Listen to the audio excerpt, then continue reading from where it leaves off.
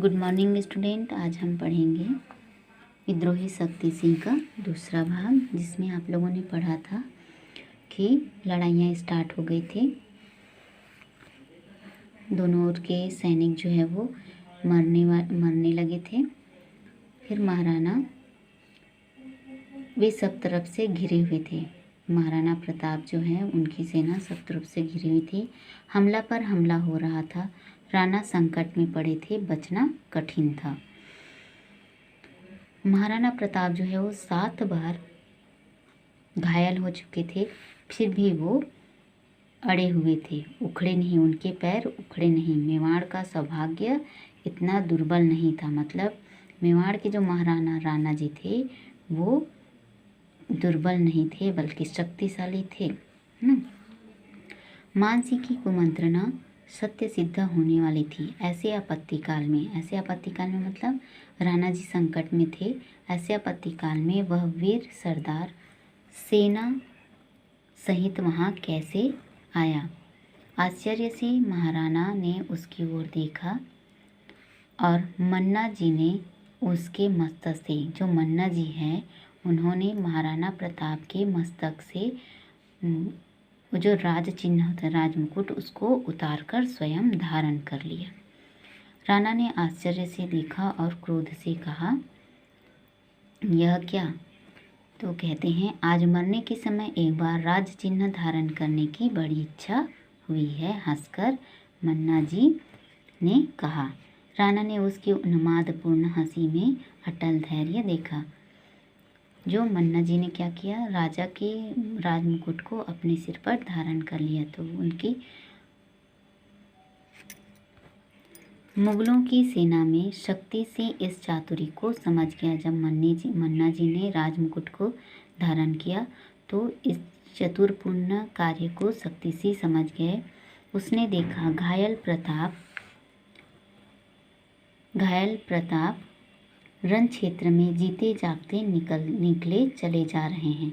जो घायल हो गए थे, 7 बार घायल होने के बाद महाराणा प्रताप रण क्षेत्र से बाहर निकले जा रहे थे और वीर मन्ना जी को प्रताप समझकर मुगल उधर ही टूट पड़े, है ना। प्रताप जी को बाहर निकाल दिया रण क्षेत्र से और मन्ना जी को राणा प्रताप समझकर मुगल सेना उन पर हमला करने लगी। उसी समय 2 मुगल सरदारों के साथ महाराणा के पीछे पीछे शक्ति सिंह ने अपना घोड़ा छोड़ दिया। खेल समाप्त हो रहा था। स्वतंत्रता की बलिवेदी पर सन्नाटा छा गया। जन्मभूमि के चरणों पर मिटने वाले वीरों ने अपने को उत्सर्ग कर दिया था, अपने आप को उसमें न्यौछावर कर दिया था। 22,000 राजपूत वीरों में से केवल 8,000 बच गए थे। 22,000 जो राजपूत वीर जिस युद्ध में लड़ाई कर रहे थे उसमें से केवल 8,000 बच गए, बाकी सब शहीद हो गए। विद्रोही शक्ति से चुपचाप सोचता हुआ अपने घोड़े पर चला जा रहा था। मार्ग में 100 मतलब लाश कटे पड़े थे। कहीं भुजा शरीर से अलग पड़ी थी, कहीं धड़ मतलब गला कटा हुआ था, कहीं खून से लथपथ मस्तक भूमि पर गिरा हुआ था। कैसा परिवर्तन है! इन सब चित्रों को भुजा अलग युद्ध के बाद जो 100 पड़े थे उसको विद्रोही शक्ति से चुपचाप देख रहा है और सोचता हुआ चला जा रहा है। क्या कैसा परिवर्तन है! 2 घड़ियों में, है ना, कुछ ही समय हुए थे अभी लड़ाई को। 2 घड़ियों में हंसते बोलते और लड़ते हुए सैनिक जीवित पुतले कहाँ चले गए? जो सभी लोग 2 घड़ी समय पहले जिंदा थे वे सब कहाँ चले गए? ओह, ऐसे निरीह जीवन पर इतना गर्व! वो सोच रहे हैं, विचार कर रहे हैं कि एक पल में ऐसा सब हो गया और ऐसे निरीह जीवन पर इतना गर्व। हम इतना घमंड करते हैं अपने जीवन पर, जो क्या है एक पल में बदल जाता है। शक्ति सिंह की आंखें ग्लानि से छलछला गई।